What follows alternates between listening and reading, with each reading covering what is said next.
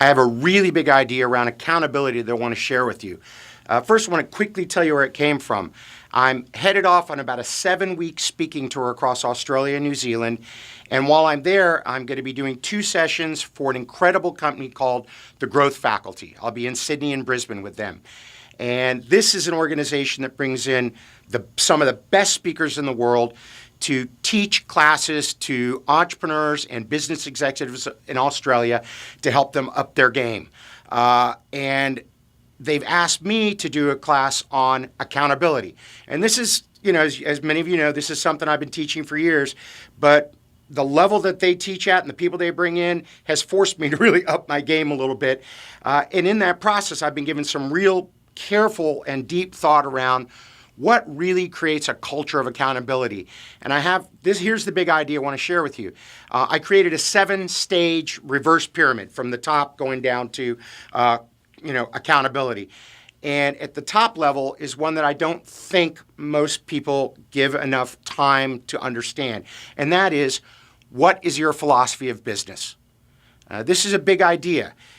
Every company, every CEO, every manager, every leader has their own personal philosophy of how I want to run this business. And here's the problem I see. Oftentimes people say they want a high level of accountability in their organization, but their philosophy of business does not support that. I've worked with a couple companies recently, most of them family-owned businesses, but some larger companies, where their philosophy was, we want to have happy employees that feel safe with a really strong family atmosphere where we reward loyalty. We don't want to pressure our people a lot. And I want to be seen as a really caring, approachable, generous boss, leader, manager. I love that philosophy. I think it embraces some of the most important things for creating a high engagement culture. However, the philosophy of business that supports an extremely high level of accountability is in opposition in some ways to that. Because in a philosophy of business that puts accountability above family atmosphere and safety, not totally, but you still have it, but at the end of the day, you are going to have accountability. There's some different philosophies there, like you lead from the top, that the senior leaders are a living example of accountability, that you hire and onboard for accountability, that you have real clear ownership across the organization about who owns what projects and would be held accountable for them. And here's where it really gets hard is you refuse to tolerate mediocrity. You refuse to tolerate anyone who consistently is not accountable for their work. And if they don't get accountable, they get to leave. Now it goes in opposition to the idea of my philosophy of business is, let's keep everybody happy. Loyalty is important. I want my employees to really enjoy their work and feel safe and not threatened, versus you're safe as long as you do everything you say you're going to do. But if you slip and you're not highly accountable, both personal and mutual, there will be negative ramifications. So here's my challenge to you. I want you to seriously sit down and think about, what is my philosophy of business?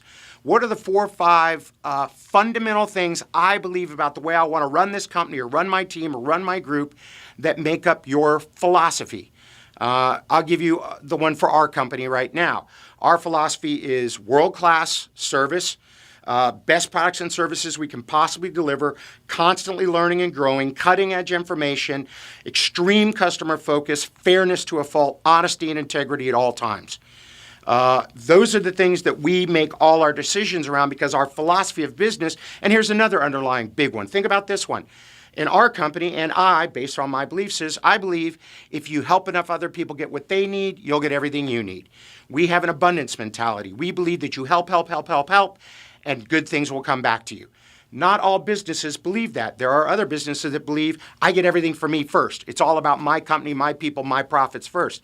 I'm a huge believer in help, give, assist, and in the end, everything will work out fine. And I've got 25 years in business that, at least to me, has proven that philosophy works very well. So, what is your philosophy of business? How do you look at the marketplace? How do you look at competition? How do you look at employees?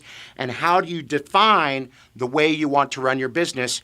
Because in a very large degree, that will determine the level of accountability in your organization. If you are in Australia and you'd like to attend one of these classes, I've put a link down there for the Brisbane and the Sydney class. go and look at them. And if you use the link on this site, you get $100 off on your ticket, which is a really nice discount. And here's what I'll tell you. It's going to be one of the most intensive classes I've ever taught. We're doing business excellence in the morning, fast pace, tons of information, lots of audits.